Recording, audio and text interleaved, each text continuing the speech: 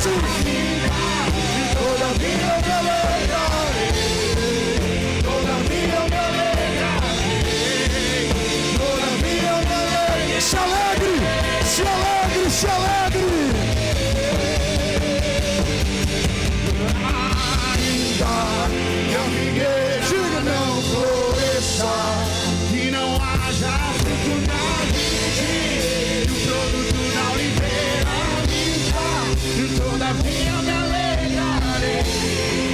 Todavia eu me alegrarei. Todavia eu me alegrarei. Oh, se alegre, se alegre, se alegre. Se alegre no Espírito nesta noite.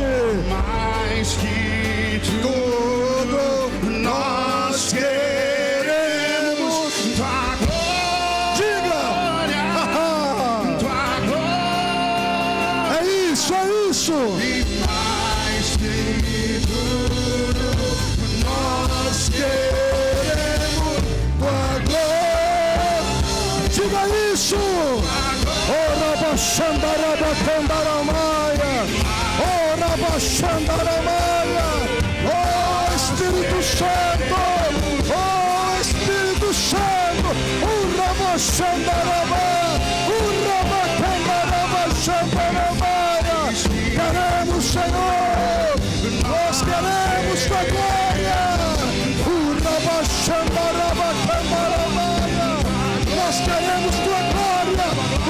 Xandarabacanda, Xarabacandaramaia, Xarabacandaramaia.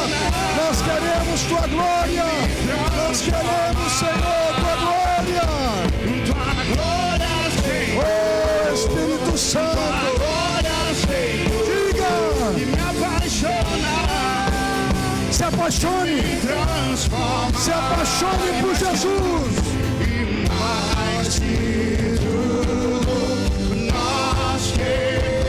Levante sua voz. Diga. Diga, queira. Diga. Diga. A voz da igreja, a voz da igreja. Oh Espírito Santo.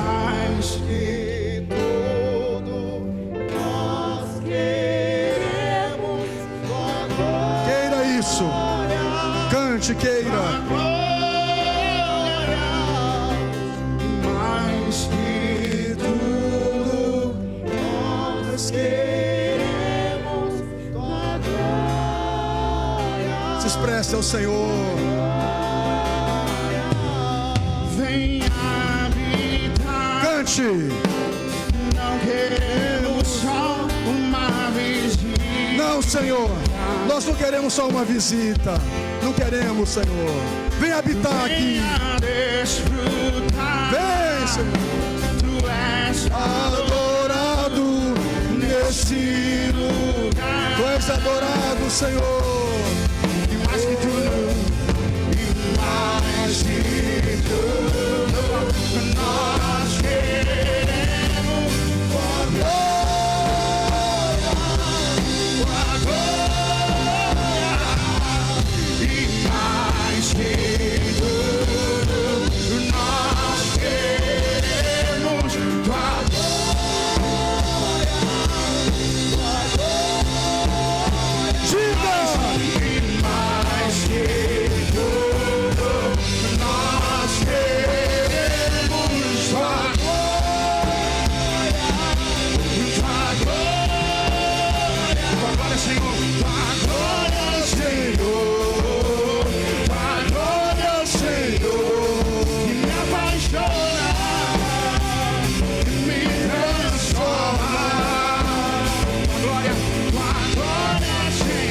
Encerrar, diga, Senhor, oh Senhor, e me transforma, diga, tua glória, Senhor, diga ao Senhor, tua glória, Senhor, que me apaixona e me transforma,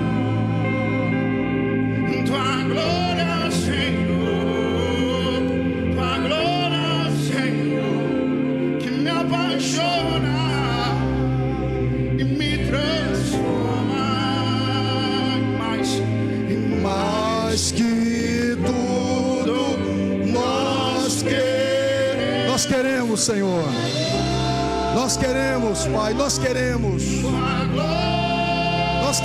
Senhor, e mais que tudo nós queremos.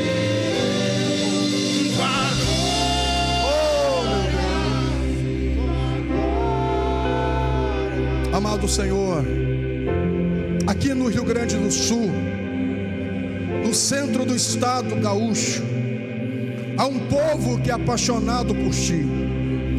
Há um povo, Senhor, que não quer apenas a Tua visita esporádica, mas há um povo que quer a Tua permanência.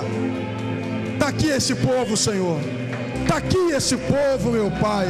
Olha para esse povo, olha para essa igreja, olha para esse estado, meu Pai. Olha para nós, Senhor. Amém. Você pode aumentar o seu aplauso ao Senhor. Liga a central. Celebre a Jesus. Oh, aleluia. Oh, que coisa boa. Tome seu assento. Obrigado, gente. Essa igreja além de sermos apaixonados por Jesus, ela é uma igreja apaixonante, é uma igreja vibrante. Graças a Deus temos esses vasos preciosos na presença de Deus, esse louvor gracioso dessa nossa equipe de adoração ao Senhor. Que Deus continue honrando vocês, dando graça, recompensando. Coisa boa, hein? O Lucas, não é? O nosso líder principal dessa noite aí. Nós somos um corpo só, cedendo esse momento para essa apresentação. Coisa boa. Obrigado, Lucas, obrigado a todos. Que Deus honre vocês. Nós somos servos nesse lugar. Diga, nós somos servos nesse lugar. Meus irmãos, eu gostaria assim de convidá-los. Há 15 anos eu venho insistindo nisso. Nós somos latinos, nós somos sul-americanos, nós somos brasileiros. Eu acho que para além dessa suposta fala de que o brasileiro é apaixonado por carro e por futebol, eu acho que nós temos que ir para além disso. Nós temos um povo apaixonado por Jesus. Você sabe que eu tenho inúmeras vezes dito isso, de que as pessoas elas não têm nenhum tipo de vergonha de se expressar no carnaval. Gente, o pessoal dança pelado, já parou para pensar nisso? É praticamente pelado, e o povo se expressa, não tem vergonha. Acho engraçado isso. O pessoal acampa uma semana na beira de um estádio, dentro de barracas, para assistir o seu ídolo numa música, pagando caro. Eu acho isso engraçado. Outrora no mundo, a gente, o pessoal dançava a noite inteira, dançava, arrastava o pé. Aí às vezes a gente se converte e fica ranzinza, não se expressa, não adora, né? Acha que porque é evangélico, cristão, servo de Deus, a gente não se expressa, não dança, não canta, não vibra. Eu não sei em outras igrejas, mas aqui o Espírito Santo tem liberdade, e você também tem, meu irmão. Eu lembro que esses dias um irmão veio a mim e disse: pastor, eu cheguei aqui na igreja, e eu cheguei quebrado, moído, a vida destruída. E o senhor começou a pregar uma hora, e a vontade que eu tinha era de me derramar, de chorar. Só que eu estava com vergonha, porque é a primeira vez que eu estava na igreja, com a vida destruída, arrasada, e aquilo que o senhor falava mexia comigo, ardia lá dentro de mim, e me dava vontade de chorar, e eu com vergonha.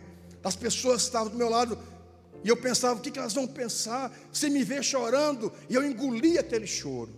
E uma hora o senhor disse assim: nessa igreja você tem liberdade para se expressar diante de Deus.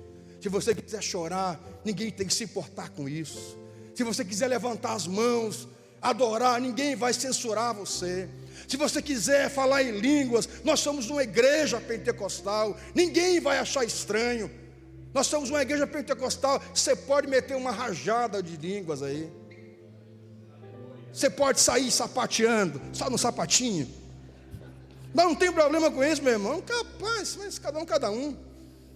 Você pode fazer o que você quiser. Você pode chorar quietinho lá no canto. Você pode se ajoelhar lá no canto, sozinho lá, você. Está todo mundo voando as tranças na igreja. Você pode sozinho ficar quietinho lá e chorar no seu oculto, quietinho. Essa também é uma forma de expressão.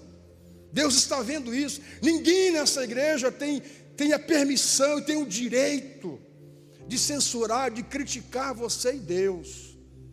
E aí eu lembro que eu falei isso nesse culto, esse monte de pastor, depois que o senhor disse aquilo, eu me derramei. Eu estava entalado assim, eu estava esgotado, eu estava em depressão, eu estava destruído. Quando o senhor falou aquilo, eu disse, então eu vou chorar, não estou nem aí. Pastor, eu chorei o culto todo. Eu saí lavado, literalmente. Minha vida tem mudado, Deus tem transformado minha vida. Eu aprendi aqui nessa igreja, nessa casa, que o homem chora na presença de Deus. Que o homem macho é aquele que chora, mas que ele chora na presença de Deus. E eu chorei, pastor, saí daqui assim, ó, parecia que eu estava nas nuvens. Sabe, eu quero convidar você, eu tenho insistido com isso há 15 anos nessa igreja como pastor. Dizer a você que nós sejamos um povo que adora Jesus e que se expressa a Ele. Não importa com quem esteja aqui, o nosso culto, nós não estamos aqui para sermos cultuados, nós estamos aqui para cultuar a Deus, para adorar a Ele, para celebrar o Seu nome.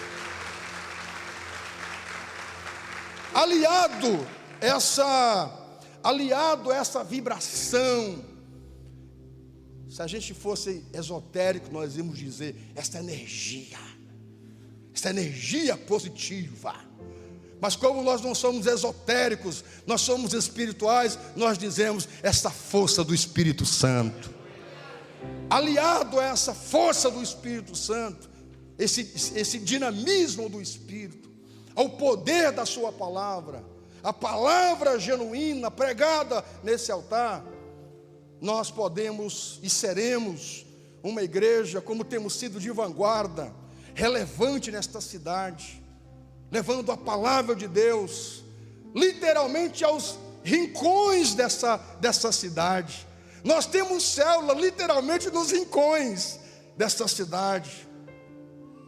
Então, queridos, que sejamos essa igreja estruturada no fervor, no louvor, na adoração, na vibração, mas também estruturada no poder da palavra inefável de Deus. Amém? Eu quero convidar você para o livro, como eu brinquei com os irmãos ontem, que é o sinônimo de barco com a junção do número 1. Qual é? Naum, você aprendeu, né? Quero convidar você para o livro de Naum, a mensagem que eu não pude pregar ontem. Eu vou tentar pregar hoje, nem que seja a metade dela. Livro de Naum, eu quero falar sobre restauração. Está com o banner fundo lá, pronto ou não? Cadê o banner lá do fundo? Coloque para nós, por favor. Naum, capítulo 2, versículo 2.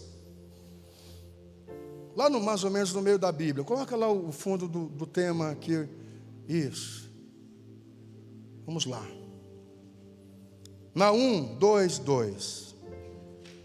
O Senhor restaurará o esplendor de Jacó e restaurará o esplendor de Israel. Embora os saqueadores tenham devastado e destruído as suas videiras. Essa é a palavra de Deus. Meus irmãos, nós iríamos ministrar no seminário a proposta de restauração. E o que é restaurar? Restaurar não é difícil para vocês saber disso. Restauração tem a ver com refazer, com consertar. Restaurar tem a ver com fazer de novo. Dá sentido de deixar no estado original de antes. Voltar ao estado original. Restauração tem a ver com uma reforma, uma construção, uma mudança, e ela pode ficar melhor do que o estado original. É colocar em ordem. Restauração, ela se dá em todas as áreas, se faz necessário em todas as áreas da nossa vida. Na área espiritual, na área familiar, na área pessoal. A Bíblia está repleta de histórias de restauração. A Bíblia vai dizer, você se lembra da história de José, quando ele está lá preso na prisão, lá no Egito, e ele dá uma palavra para o copeiro do rei. Ele diz para o copeiro do rei que o sonho, um dos sonhos que ele teve, era que Deus iria restituir ele na condição de copeiro do rei, que outrora ele tinha. O copeiro do rei era uma função de extrema confiança, e isso aconteceu. Um outro exemplo da Bíblia de restauração é a restauração de honra, uma restauração de linhagem. A Bíblia vai contar a história, e você sabe, de Noemi. Eu quero que você anote o texto de Ruth, o capítulo 4, do 13 ao 17. Só anote. A história desse texto diz que Deus, através de Ruth, restaurou a linhagem de Noemi. Está aqui o texto, o pessoal é ligeiro, né? Boaz se casou com Ruth, e ela se tornou sua mulher, e Boaz possuiu, e o Senhor concedeu a ela que engravidasse e desse à luz a um filho. As mulheres disseram a Noemi: louvado seja o Senhor, que hoje a deixou ser resgatador, que o seu nome seja celebrado em Israel. O menino lhe dará nova vida e a sustentará na velhice, pois é filho da sua nora que ama e que é melhor do que 7 filhos. Noemi pôs o menino no colo e passou a cuidar dele. As mulheres da vizinhança celebraram o seu nome e disseram: Noemi tem um filho. E lhe deram o nome de Obed. E este foi pai de Jessé e pai de Davi. Isso aqui é uma história que sou apaixonado por ela. Essa mulher, ela perdeu o marido, ela perdeu os 2 filhos. Uma das noras ficou lá nas terras de Moabe. Só Ruth veio com ela. E ela ficou sem linhagem. Mas aí, através da nora, que se casa com Boaz, ela passa a ter uma linhagem maravilhosa. A linhagem dela é a linhagem de Davi, a linhagem do rei Davi, a linhagem de Jesus. Então, uma restauração de genealogia, de história. Deus pode fazer isso, Deus faz isso. Você lembra a história do general da Síria, Naamã? Anote o texto, não vamos ler, não vamos demorar porque é muito texto. 2 Reis 5:3, não precisa ler. Tem a história de Naamã. Naamã, um poderoso general. Não precisa, senão eu vou ler, aí vocês vão me empenhar. Não precisa ler, não precisa colocar, senão eu vou ter que ler. Viu? Tem mais texto para frente, hoje nós temos muitos textos. Você lembra a história de Naamã? O homem tinha tudo, mas não tinha saúde. Até que a serva dele, a empregada dele, disse assim: dera que o Senhor tivesse na frente do homem de Deus, Eliseu, do profeta do Senhor. Ele iria orar por você e você seria curado. Olha que interessante. Meus irmãos, eu quero que você entenda: a restauração não quer dizer que quando a gente aceita Jesus, tem coisa da nossa vida que a gente não muda. Tem situações que não mudam por um bem maior. Por exemplo, essa moça de Israel, que estava escrava lá na casa de Naamã, ela servia a Deus, era uma moça temente a Deus, e continuou escrava. Por que continuou escrava? Por um propósito maior. Qual é o propósito dela? Testemunhar a Deus, porque ela indica o caminho para o Senhor dela. As pessoas acham que quando a gente vem para a igreja, todo mundo vai ficar rico, todo mundo vai ter saúde, todo mundo vai prosperar todos, mas todo mundo vai enriquecer, que agora que eu vim para a igreja, sabe, eu não vou ser mais empregado, todo mundo vai ser patrão. Não, não é assim. Nem todo mundo vai ser patrão, nem todo mundo vai enriquecer, nem todo mundo vai ter 100% de saúde. Alguns terão espinhos na carne, alguns terão dificuldades, alguns passarão lutas por um propósito maior, a glória de Deus. É isso que nós temos que entender, o que é o Evangelho.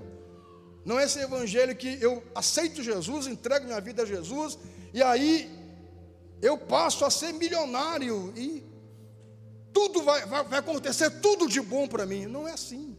Essa moça continuou escrava, mas foi usada a escravidão dela por um propósito maior, para restaurar a saúde de Naamã, que estava leproso. Um outro exemplo de restauração é quando o templo vai ser reconstruído. Eu quero que você escreva 2 Crônicas 24:13. 2 Crônicas 24:13 fala da restauração do templo. E aí vai, não é? Tem muitas histórias e exemplos na Bíblia de restauração. Escute uma coisa: quem precisa ser restaurado? Eis uma pergunta. Quem é que precisa ser restaurado? Nós gostamos sempre de apontar os outros, né? Fulano tinha que estar aqui para assistir esse culto, ele precisava dessa palavra. A palavra é para nós, a palavra é para mim. Começa pela gente. Quem precisa ser restaurado? Diga: todos nós. Diga: eu. Todos nós precisamos de restauração. Por quê? Por que nós precisamos de restauração? Por um fator muito simples. Você é um ser humano. Por mais que tenha alguns irmãos que se acham que sejam querubins, nós não somos querubins. Nós não somos anjos. Nós somos seres humanos. Tem alguns irmãos que acham que são anjos, né? Que acham que eles não vão no banheiro, eles não fazem xixi, eles não comem, não é? É uma coisa assim de outro mundo. Tem pessoas assim. Algumas pessoas acham que os pastores são sobrenaturais. Não, meu irmão, nós somos seres humanos. Somos pessoas comuns como vocês. Eu preciso de restauração. Por quê? Porque sou um ser humano.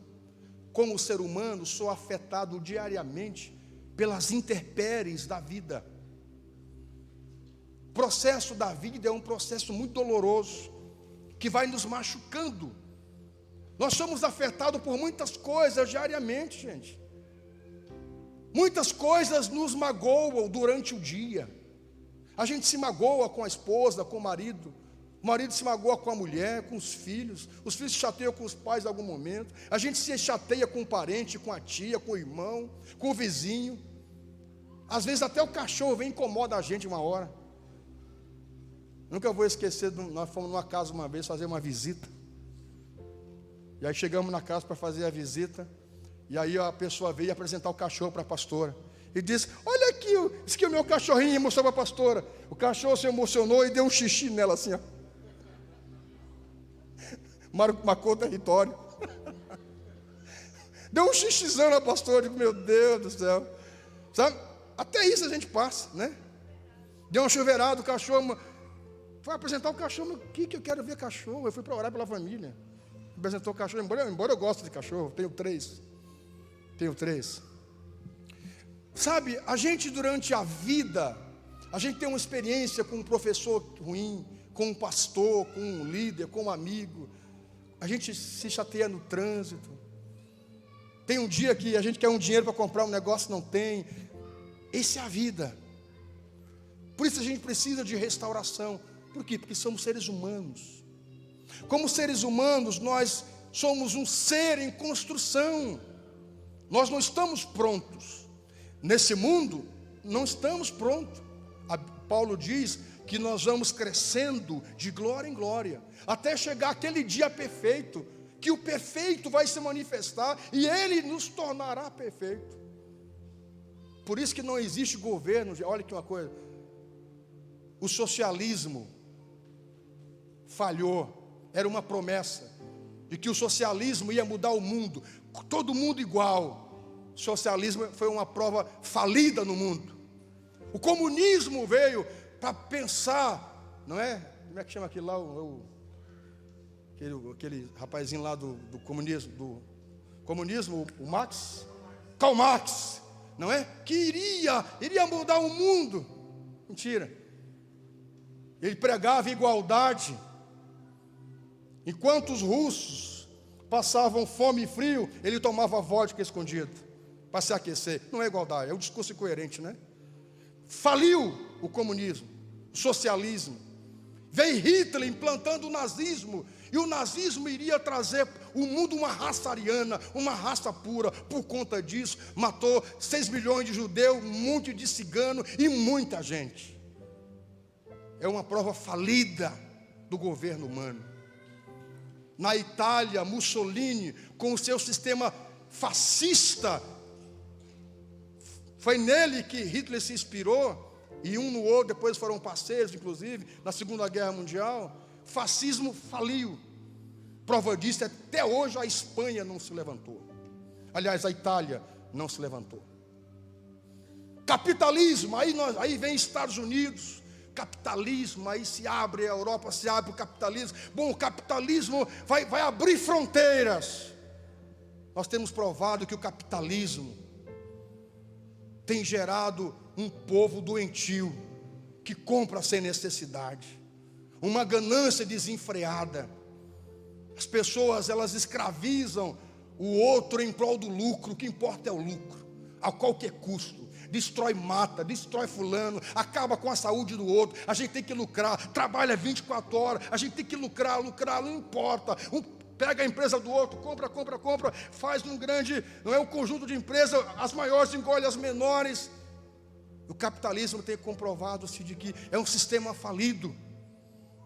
Não tem um governo humano perfeito, gente. Perfeito um dia vai se manifestar. Cristo, o governo de Cristo é um governo perfeito. Você pode aplaudir Ele, faça isso com uma alegria. Não existe governantes com um modelo perfeito.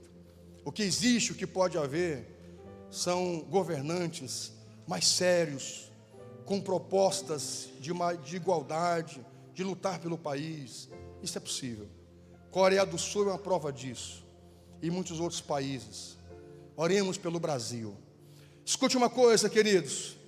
Nesse mundo nós precisamos constantemente ser restaurados por Deus, sermos restaurados pelo Senhor. Precisamos, constantemente. Se tem uma coisa que nós precisamos que Deus restaure em nós, está no Salmo 126, que era o salmo que eu li ontem e quero ler hoje. Vamos lá comigo? Coloca na tela Salmo 126. Uma coisa que Deus precisa restaurar em nós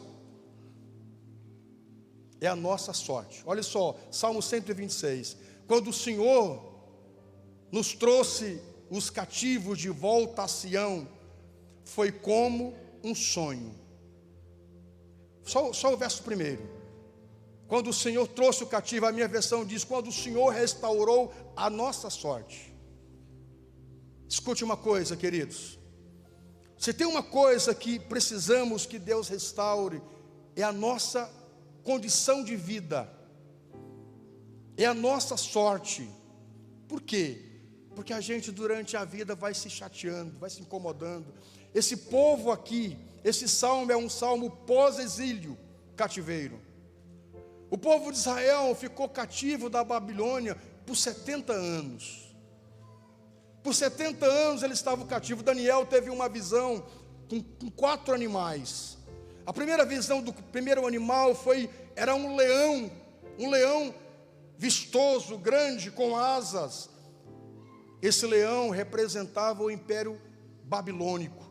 É tão tal que na antiguidade a Babilônia, o jardim suspenso da Babilônia, é uma das 7 maravilhas do mundo antigo. Quando Daniel teve essa visão do leão, ele demonstrava a Babilônia que conquistou os países da volta, e nisso entrou o reino de Judá, que estava dividido, né? Israel dividido, 10 tribos no norte, 2 tribos no sul. As 10 tribos do norte já tinham sido destruídas pela Síria. Restou Judá. E aí veio Nabucodonosor, cercou Judá e levaram cativos para a Babilônia. E ficaram 70 anos cativos. Olha que vida. Que bom que isso não existe mais. Essa coisa dos países invadirem e levar as pessoas cativas. Olha que opressão para esse povo. A condição de vida deles era uma condição de lamento. Uma coisa que Deus precisa restaurar em nós é a nossa condição de vida. Quando nós entregamos a nossa vida ao Senhor, a nossa condição de vida, a nossa sorte, ela é mudada. Repito, não estou dizendo que essa restauração vai nos deixar perfeitos, não é isso. Mas quando a gente encontra Jesus e somos restaurados por Ele, muita coisa em nós é restaurada, é mudada, é transformada, é reconstruída, é refeita. A nossa sorte. Por quê? Porque somos seres humanos e nos incomodamos constantemente. Olha, eu como pastor aqui nessa igreja, não pense que a minha vida é perfeita. E que tenho só 1000 maravilhas. À frente de uma igreja como essa, expressiva, inúmeros são os desafios, as chateações, incomodações. Você não faz ideia. Não é simplesmente parar e pregar aqui no domingo. É toda uma semana envolvido com atendimento, com visita, com pastoreio, com cuidado, com funções, com parte administrativa. Quisera eu poder só pregar. Por si só já seria um grande desafio ser voz de Deus, ver o que Deus tem para a igreja. Por si só pregar, que é um dia o meu sonho, não mexer com nada administrativo, só pregar a palavra do Senhor, como eu fazia uns anos atrás, que viajava pelo Brasil e outros países, só pregando. Por si só já é um grande desafio. Você pregar falar o que Deus manda dizer. Por si só isso já é uma grande missão. Ser um pastor local é um desafio. Para mim tem sido muito, muito grande. Você tem uma ideia, um tempo atrás, nós tínhamos aqui uma pessoa na igreja, que tudo que eu pregava ele discordava. Que eu pregava ele discordava. Eu pregava ele ficava assim, lá atrás. Que aqui a gente vê tudo, né? As carinhas. Virava os olhos. Aí um dia me apareceu aqui de quipá. Sabe o que é o quipá? Quipá é aquele chapeuzinho do judeu. Uso na cabeça. Eu disse, o que é isso, rapaz? Pastor, nós temos que restaurar o sábado. Eu digo, o sangue de Jesus tem poder, rapaz. Nós vamos voltar para a lei. Pastor, tem muita coisa errada na igreja, entre eles o sábado. Nós temos que restaurar o sábado. Eu digo, meu irmão, nós somos igreja. Existe judeus, existe o judaísmo e existe a igreja. O apóstolo Paulo, ele pregou ferrenhamente para aqueles que se convertiam e queriam voltar às práticas judaicas. Não precisa mais circuncidar, passar a faca lá num troço do homem, não precisa mais cortar o prepúcio. Jesus diz que nós precisamos circuncidar o coração. Não precisa mais rasgar as vestes. Nós precisamos rasgar o coração. A gente usa às vezes a arca aqui na igreja, é só como um símbolo. Não é a arca da aliança. Eu não preciso usar o talite aqui, me cobrir, para que Deus me cubra, porque Ele já tirou o véu. A cortina aqui é só para a gente organizar aqui o cenário, mas não é como o véu do templo, porque o véu do templo já foi rasgado de alto a baixo, quando Jesus ressuscitou. Meus irmãos, Você não faz ideia como esse rapazinho me incomodou aqui, me chateou. Que a pregação estava errada, que o pastor pregava estava errado, tudo estava errado. Aí queria me ensinar, um dia me trouxe um monte de livros para me ensinar. Eu digo, não pode. Eu digo, não, meu irmão, eu tenho muito que atendimento, rapaz. Não, meu irmão, meu irmão, quando tu estava fumando maconha por aí, eu estava pregando a palavra de Deus, rapaz. Quando tu estava pitando por aí, adolescente, rapazinho, e começando a cheirar cocaína, eu estava pregando a palavra de Deus, rapaz. Aí falei brabo com ele um dia aqui. Me respeita, rapaz. Tu tá brincando comigo, rapaz? Pastor. Aí um dia aqui nós fizemos uma campanha. Campanha não, nós levantamos uma oferta. Eu acho que foi para comprar 2 ar-condicionados desses aqui. Se vocês lembram, olha, para a gente se incomoda aqui, faz ideia. Levantamos, fizemos uma oferta, para comprar, para pagar os ar-condicionados, não sei o que foi. E aí, lá atrás ele fazia assim. Virava os olhos assim. Na segunda-feira e na terça-feira tinha postagem dele assim. O que é a igreja hoje, né? Sabe essas postagens assim de indireta? Tem gente que não tem coragem de chegar na cara da gente assim e falar assim com a gente assim.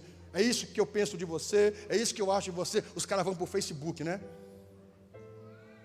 Que as pragas acompanham essas pessoas. O pastor hoje está amaldiçoando. Não é a palavra que diz, gente. Quem está debaixo de desobediência, as pragas vão alcançar essas pessoas. Por isso que tem gente aí doente. O apóstolo Paulo diz que em Coríntios, ele diz assim: quando vocês se reúnem, vocês não se reúnem para orar, para buscar Deus. A ceia de vocês é uma bagunça. Vocês se reúnem para beber, para comer, para encher a pança. Não é para partilhar a comunhão. É por isso que há entre vós muitos fracos e doentes, e muitos os que dormem. Isso é o apóstolo Paulo falando. Se o apóstolo Paulo pode falar, por que eu não posso também? Só ele que pode? Claro, ele é o apóstolo Paulo, né? Eu sou o Pedrinho aqui de Jesus, bichinho de Jacó. Você sabe, o outro cara, no outro dia postou, o que é a igreja hoje? Aí postou uma foto das crianças da África, tudo magrinho, barrigudinho, com fome, um prato de comida. E a igreja hoje pedindo dinheiro para construir templos, para comprar coisas. A igreja esqueceu as missões. Olha, por isso que teve um tempo que eu deletei Facebook, porque isso me enojou uma época.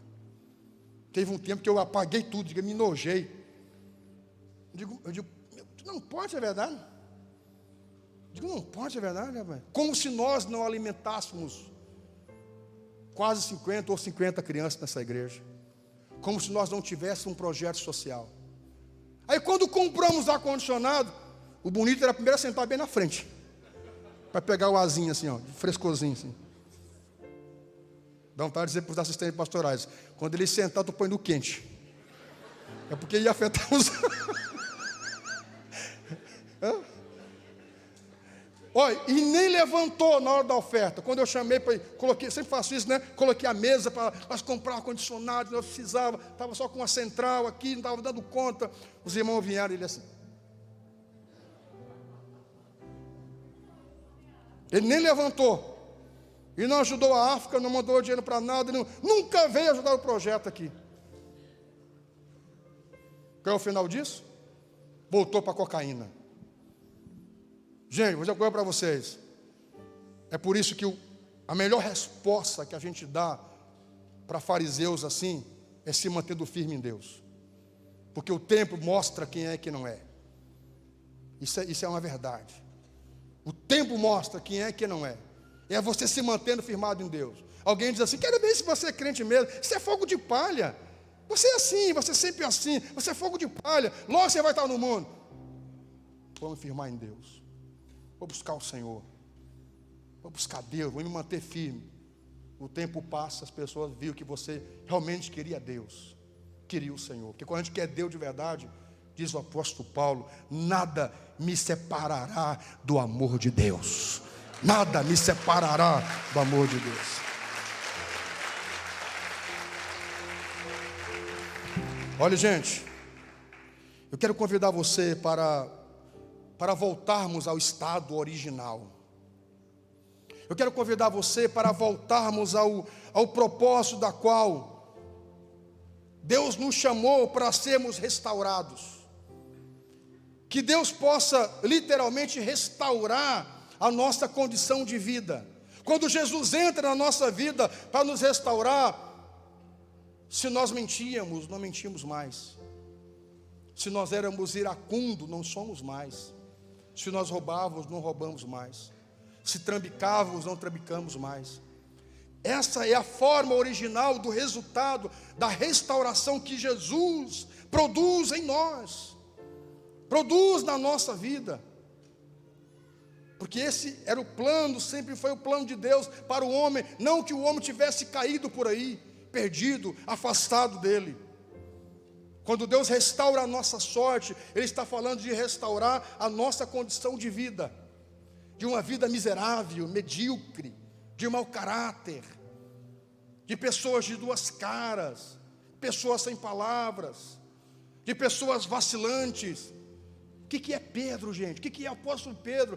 O apóstolo Pedro com Jesus 3 anos e meio é muito vacilante. Quando ele se converte, quando Jesus ressuscita, que encontra ele, Jesus diz para Pedro: você me ama? Pergunta 3 vezes. Aí ele diz 3 vezes. Aí Jesus diz assim: quando você se converter, apacenta as minhas ovelhas. E é isso que Pedro faz, gente. Quando Pedro se converte, recebe a restauração de Deus, do Espírito Santo, lá no cenáculo em Atos 2, Pedro nunca mais deixou a fé. Pedro nunca mais, ele se cumpriu o que ele disse outrora: se o Senhor morrer, eu vou com o Senhor. Aí Jesus disse: tu não vai, Pedro, tu não vai, para trás de mim, Satanás, tu não vai, Pedro. Hoje mesmo me negará 3 vezes. Porque ele era vacilante, ele não estava sendo restaurado. Mas quando ele é restaurado genuinamente por Jesus, assim, aí ele segue o exemplo de Cristo. Ele morre crucificado. E a história diz que ele não tem coragem de morrer de cabeça para cima e pede para ser crucificado de cabeça para baixo, por não se achar digno de morrer como o seu mestre. Isso é apaixonante, isso é emocionante, isso é restauração de vida, gente. Eu conheço a história verídica de um homem que eu ouvi ele contar para mim. Ele passou 5 anos roubando a empresa. Ele queria montar uma empresa de parafuso. Não sei como é que é aqui, mas em São Paulo tinha muito de a gente ir trabalhar e levar a marmita com comida. Ele ia, levava a comida, comia, e na volta ele enchia de parafuso. E passou 5 anos estocando em casa parafusos para montar uma empresa para ele de parafuso, roubando a empresa. 5 anos, eu ouvi isso dele, pessoalmente. Até que um dia a esposa convidou para ele vir para o culto. Ele veio para o culto e a palavra acertou o coração dele. Jesus bateu no coração dele. E a pregação foi sobre Zaqueu, que encontrou com Jesus. E aí, quando se converteu, ele disse assim: olha, mestre, aquilo que eu tirei dos outros, eu vou devolver. Eu vou devolver, porque eu quero o Senhor na minha casa. Entra na minha casa, entra na minha vida. Aquele homem se converteu naquele dia, quando veio à igreja. Aí ele, e agora, estava lá com um depósito cheio de parafusos, 5 anos roubando a empresa. Ele disse assim: meu Deus, se eu chegar para o meu patrão e contar para ele, eu vou ser demitido. O que eu faço? O que eu faço? E agora? Aí o Espírito Santo falou assim para ele: devolve para o estoque. Sabe o que ele fazia? Ele fez um propósito com Deus. Ele passou os 5 anos restantes sem levar almoço. Ele voltou com a marmita. Todos os dias que ele ia trabalhar, ele enchia a marmita de parafuso. Voltava, chegava lá no depósito, no estoque, e repunha.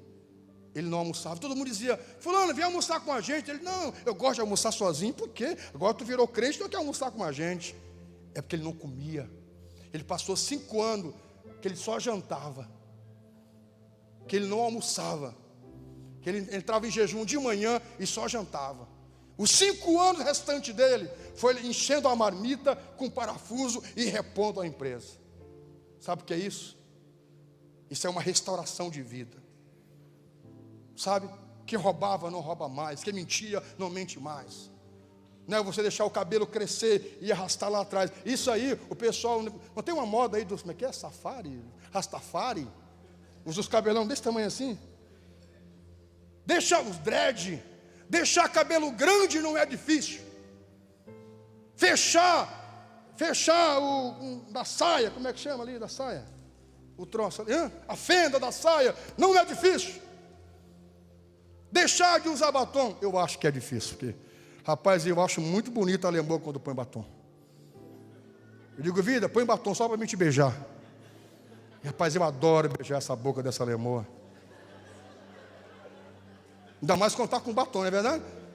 Ó, lá vem ela, ai meu Deus, lá vem o contraponto, lá vem o contraponto. Eu digo para ele assim, tu gosta de usar batom e não tem coragem, né? Não me entrega, mulher. Não me entrega, mulher. Não me compromete. Eu sou homem de verdade. Eu nunca vou esquecer do encontro. Só vou contar essa. Tem uma parte do encontro que a gente diz assim, né? Eu sou homem. Aí tinha um cara lá que eu suspeitava dele. Digo, agora que eu vou saber se ele é ou não é. E eu fiquei só cuidando na hora. Aí quando nós dissemos assim, ó, eu sou homem. E ele... Eu digo, pá, não é mesmo. Eu digo, não é mesmo. Eu sou homem de verdade. Os homens gritavam, bravejavam. Eu sou homem de verdade. Eu digo, a minha suspeita se confirmou. Depois nós conversamos. Só Cristo. Tem cada história, né, irmã? Estou dizendo para vocês de que quando o Senhor entra na nossa vida e nos restaura, o propósito do discípulo é se parecer com o seu Senhor. Eu quero convidar você para Romanos capítulo 8, põe para mim na tela, Romanos capítulo 8, do 26 ao 29. Por favor, Romanos 8, esse é um texto muito importante. Romanos 8, 26 a 29. Também o Espírito, semelhantemente, nos assiste em nossas fraquezas, porque não sabemos orar como convém, mas o mesmo Espírito intercede por nós, sobremaneira com gemidos inexprimíveis. Aquele que sonda os corações sabe qual é a mente do Espírito, porque segundo a vontade de Deus é que Ele interceda pelos santos. Sabemos que todas as coisas cooperam para o bem daqueles que amam a Deus, daqueles que são chamados segundo o seu propósito. Porquanto aos que de antemão conheceu, também os predestinou para serem conforme a imagem do seu Filho. Atente para esse texto. Atente para esse texto. Para serem conforme a imagem do seu Filho, a fim de que ele seja o primogênito entre muitos irmãos. O propósito da restauração é nos deixar parecido com o estado original. Quando Deus diz lá no... Olha esse texto confirmando em Gênesis. Olha a conexão. Façamos o homem a nossa imagem e semelhança. O propósito original de Deus é que o homem se parecesse com Deus. Não no sentido de se nivelar a Deus, mas assumir o caráter de Deus. Quais são os atributos de Deus? Amor, bondade, misericórdia, os frutos do Espírito, misericórdia, longanimidade, benignidade, mansidão, domínio próprio. O propósito original de Deus é nos deixar parecidos com Cristo. Olhe, queridos,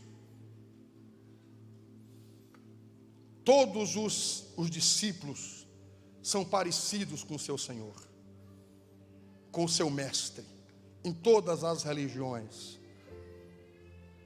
Se você olhar, por exemplo, os muçulmanos, eles são parecidos em todos os requisitos, toda a forma de proceder, agir com Maomé. Se você olha o pessoal do budismo, os budistas, eles seguem o estilo de Buda. E assim vai por diante. Pedro foi denunciado porque ele se parecia com a linguagem de Jesus, quando ele está lá na fogueira, e alguém diz assim: você estava com ele. Não, mas você fala igual ele. Você me entende?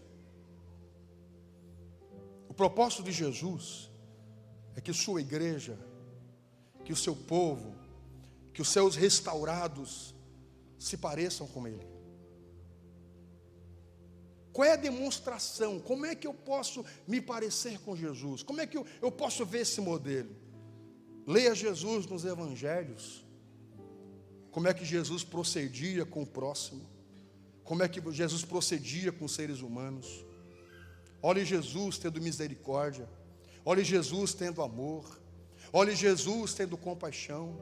Olhe Jesus curando. Jesus disse: vão e sigam o que eu estou fazendo.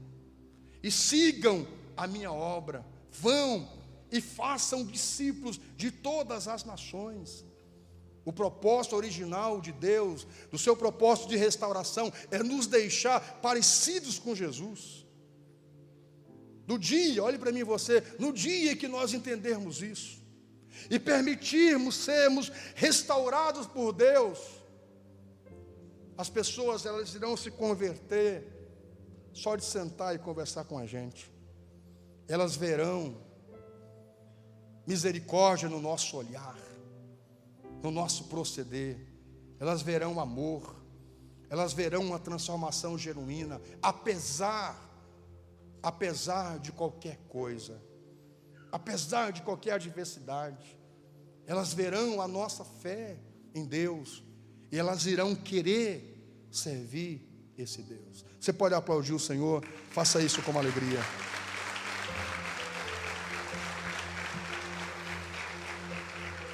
Olha, queridos, esse texto está dizendo de que a nossa condição de vida, ela vai ser totalmente restaurada, gente, em todos os sentidos. Quando Deus entra de verdade e nos restaura, a gente pode morar numa peça, num quarto só com banheiro, mas é um quarto limpinho, cheirosinho, arrumado.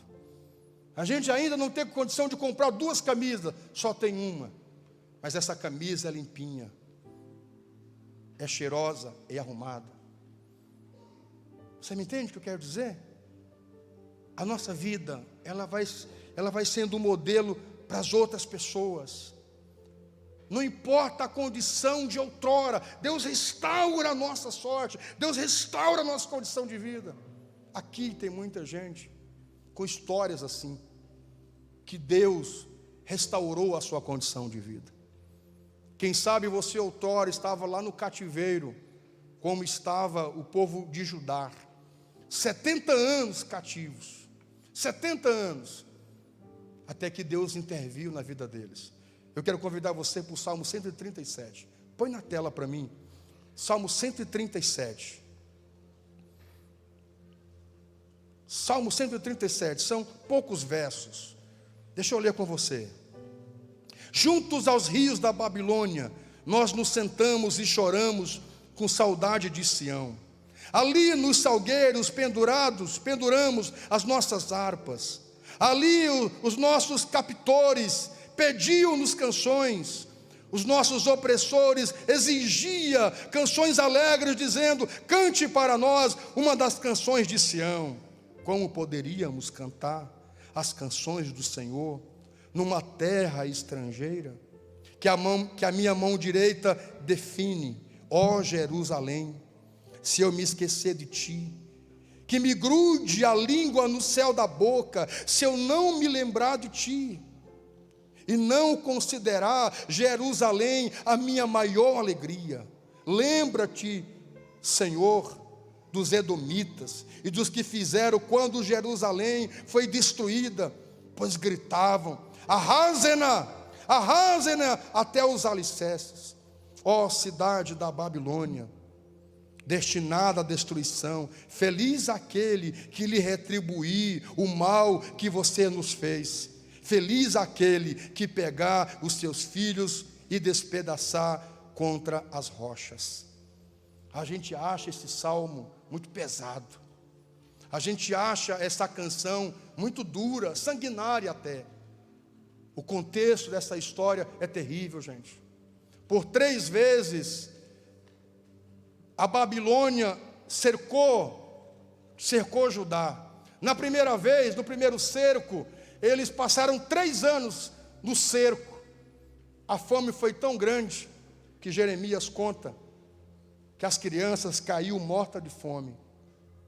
E quando caíam mortas de fome, as mães se reuniam, coziam as crianças e comiam elas cozidas. Uma coisa terrível. Entraram depois do cerco em Jerusalém, levaram os utensílios, levaram os príncipes, deixaram o vassalo. Passou alguns anos, houve uma rebelião, voltaram de novo. E aí deixaram um novo rei e levaram o cativo. A terceira vez, Nabucodonosor ficou irritado de rebeliões e mandou o general Nabuzaradã para acabar de vez com Jerusalém. Gente, destruiu, não sobrou nada. Destruiu Jerusalém. Destruiu tudo, destruiu o templo, destruiu os muros, arrasou. Jeremias diz que a cidade ficou como um deserto. Só ficaram velhos e doentes. E alguns fugiram para o Egito. Ficou assolada, destruída. Você não faz ideia do que eles passaram. A gente não sabe a história. Às vezes não sabe a história do outro. E não sabe por que algumas pessoas agem como agem. Porque a gente não sabe a história dele. A gente precisa fazer uma leitura da história do outro para entendê-lo, antes de julgá-lo. Não é fácil para um homem que nunca recebeu o amor do pai, carinho, atenção da mãe, ele dá amor. Ele tem que ser muito transformado e resiliente. Um homem que nunca recebeu um elogio do pai, da mãe, um beijo, um carinho, um abraço, ele ser afetuoso com os filhos. Tem que ser muito transformado. Passou a vida inteira sendo xingado, pau, laço, gritaria. Esse homem vai ser constituído assim. Ele vai absorver tudo isso. Se não for Deus que transforma esse homem, essa mulher, eles não saberão reproduzir coisas boas, se só assimilaram coisas ruins. É por isso que a igreja e a pregação é tão poderosa, porque vai nos transformando, nos mudando, nos moldando ao caráter de Cristo. Quando a gente lê esse salmo, julga Judá. Meu Deus, estão pedindo isso. E isso aconteceu. No ano 69 anos depois do cativeiro, um segundo império se levanta, o império Medo-Persa. E na visão de Daniel, o segundo animal que ele vê, depois do leão, ele vê um urso com 3 costelas na boca. Esse urso representa o império Medo-Persa, com o seu líder Ciro o Grande. O símbolo do urso é um símbolo de violência, de força. E quando o império Medo-Persa se levanta, eles arrasam com a Babilônia. Essa palavra se cumpriu. Eles arrasam com a Babilônia. Consequentemente, os povos vassalos, eles conquistam também, e Judá entra junto. Só que a política expansionista dos Medo-Persas não era trazer cativos. Eles mantinham os povos nos seus países e só cobrava tributo. Aí, no ano 70, dizem alguns sábios judeus que Deus se mostrou a Ciro. Há rabinos que falam da tradição de que Deus se revelou a Ciro e diz para ele: eu constituí você grande, libera o meu povo, deixa o meu povo voltar para a terra deles. Olha que interessante. Aí vem um decreto. Ciro dá um decreto para os judeus que estavam cativos na Babilônia, que sofreram isso aqui, que não podiam cantar mais, que só choravam e lamentavam, uma sorte terrível. Que condição de vida é essa, gente? 70 anos depois, Deus usa Ciro para restituir a sorte de Israel. Quando Deus quer, Ele usa quem Ele quiser, até pessoas do mundo, para nos abençoar, para falar com a gente. Você sabia disso? Já teve pessoas do mundo que foram usadas para me dar palavra. Pessoas que não eram cristãs, que chegavam para mim e disseram assim para mim: o senhor é um homem de Deus, abençoado, me falou coisas que só eu sabia. Pessoas do mundo. E eu estava vendo que era Deus falando na boca da jumenta. Deus, quando Ele quer falar e quer agir, Ele usa quem Ele quiser. O negócio é o propósito que está por trás disso. Não foi Ciro que quis libertar o povo, foi Deus que quis libertar o povo. Foi o Senhor que quis.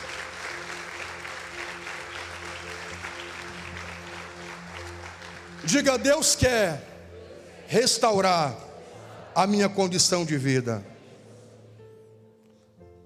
Segunda coisa que Deus quer restaurar, eu tinha muita coisa que dizer para vocês, eu vou para, ainda aqui, ainda no primeiro verso. Segunda coisa que Deus quer restaurar em nós, além da condição de vida, Deus quer restaurar os nossos sonhos. Diga: Deus quer restaurar os nossos sonhos. Eu quero convidar você, querido, para voltar a sonhar as proezas de Deus na sua vida. Sejam elas em voltar a estudar, em voltar a fazer o curso, em voltar a pensar de que você vai sair dessa condição de, em todos os casamentos, ser convidado para ser madrinha, porque você nunca casou.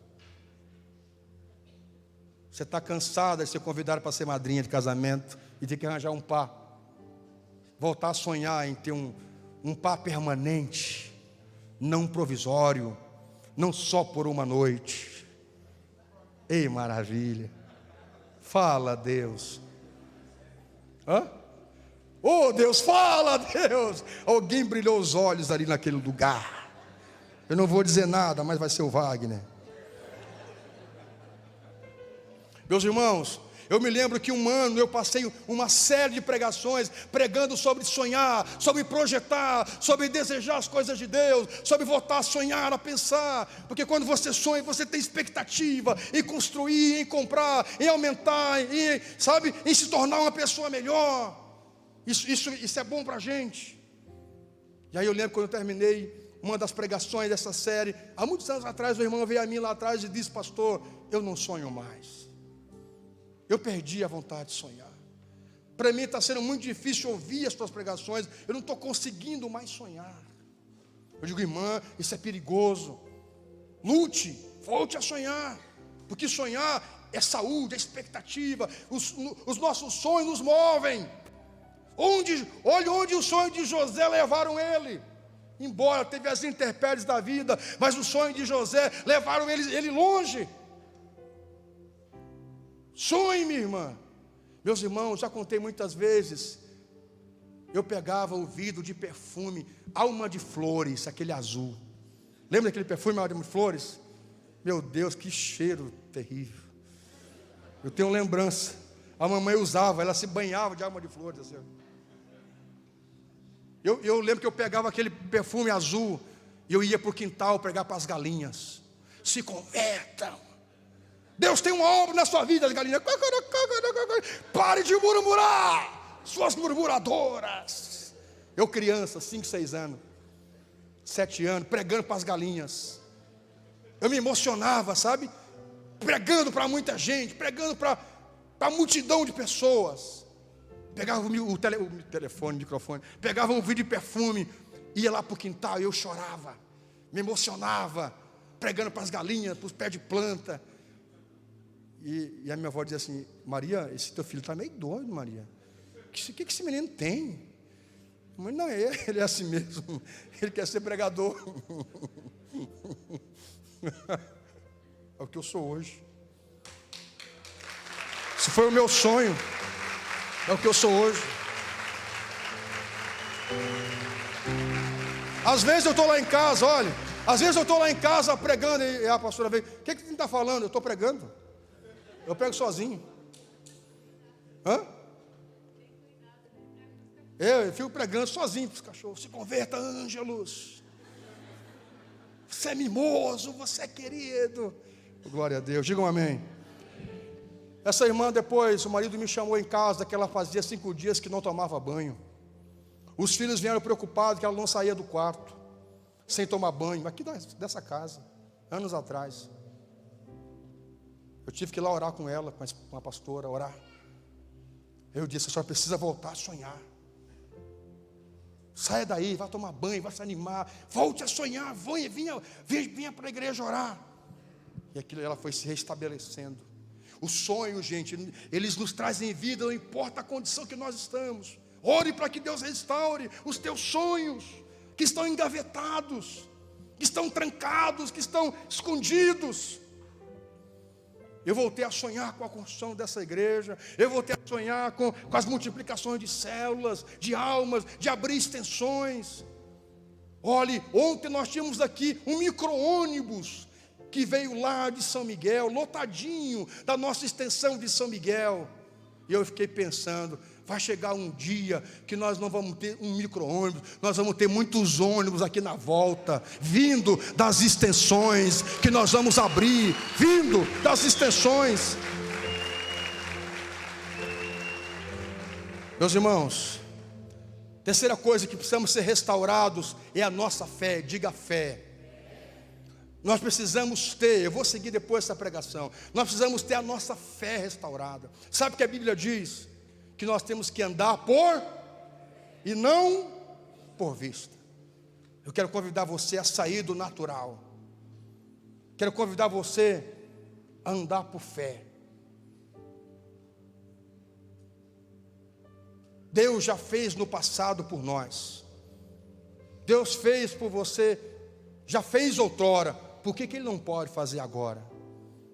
Eu quero convidar você para ter a sua fé restaurada, gente.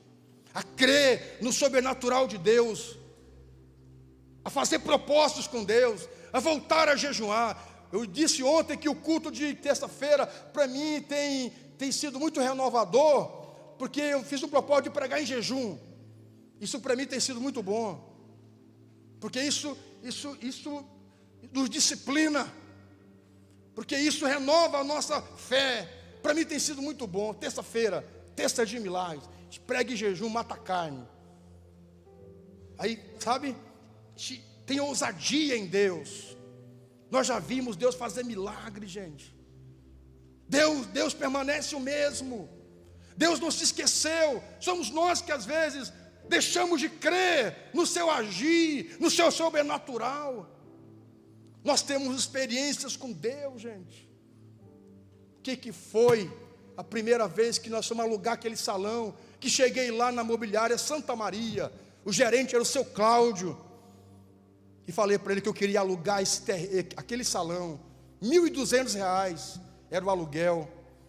E na época nós só tinha o pastor Mauro como discípulo. Quando começamos lá, só tinha nós 4.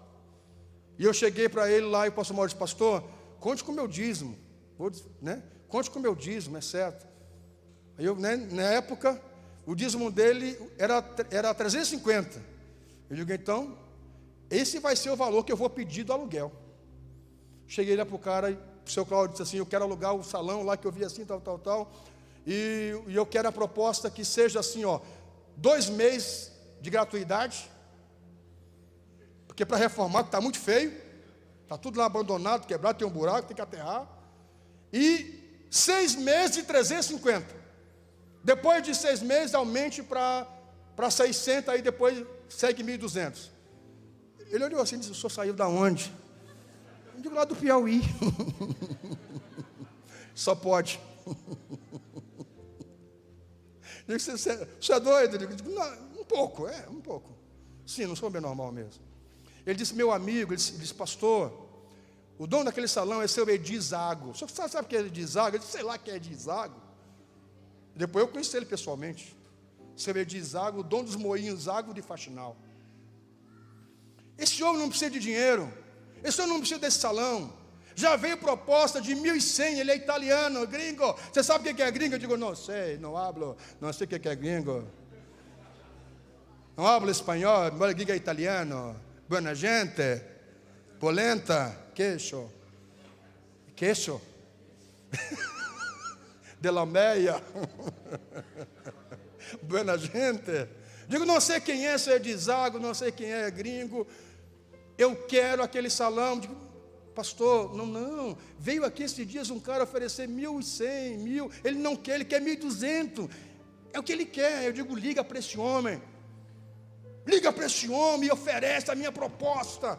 Não tem condição, ele vai rir da minha cara. Liga, porque eu sou um homem de Deus e eu lhe prometo que nunca vou atrasar um dia o aluguel daquele salão. Lhe dou minha palavra. Você está brincando comigo? Eu tenho 25 anos de imobiliária Santa Maria, pastor. Eu digo, e eu tenho a minha vida inteira servindo a Deus. Liga para esse homem. Ele pegou o telefone. Tá. Seu Edir, seu Edir, bom dia. Tá. Seu Edir, é o seguinte, estou aqui com um pastor, que ele quer alugar o seu terreno, o seu salão, mas assim, seu Edir, ele tem uma proposta bem engraçada. A proposta dele é assim, 2 meses de gratuidade para arrumar o salão, restaurar, e aí 6 meses de 350. Depois dos 6 meses, vai para 600, depois vai o valor que o senhor queria. Hã? Seu Edir, sério?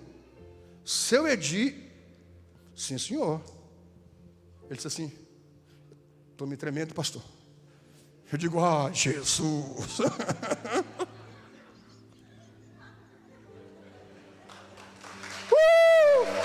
Isso é Deus.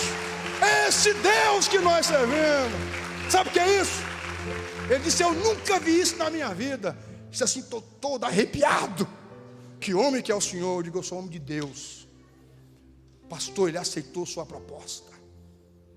Oh, Jesus. Sabe o que é isso? Isso é fé. Isso é Deus. Deus já fez isso por nós, gente. Essa causa que está trancada, essa situação que está aí, em nome de Jesus, Deus é maior. Deus é maior que Ciro.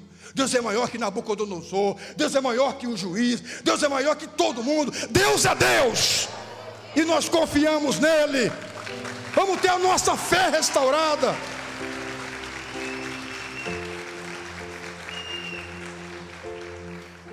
Eu vou encerrar com você. Eu vou encerrar porque vou deixar para outro dia. Amém? Se coloque em pé. Depois outro dia eu sigo, porque não vai ficar tarde mesmo. Não vou cansar você. Diga, Deus quer restaurar a minha sorte, a minha condição de vida, os meus sonhos e a minha fé. Amém.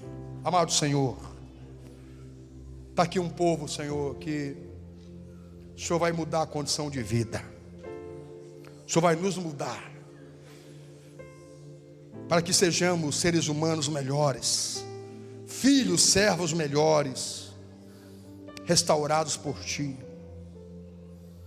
Que nós possamos nos parecer contigo, Jesus. Que nós possamos nos moldar ao Teu molde, não ao molde do mundo. Que nós não nos conformemos com esse mundo, mas que nós entremos na forma de Cristo, no formato, na imagem de Cristo.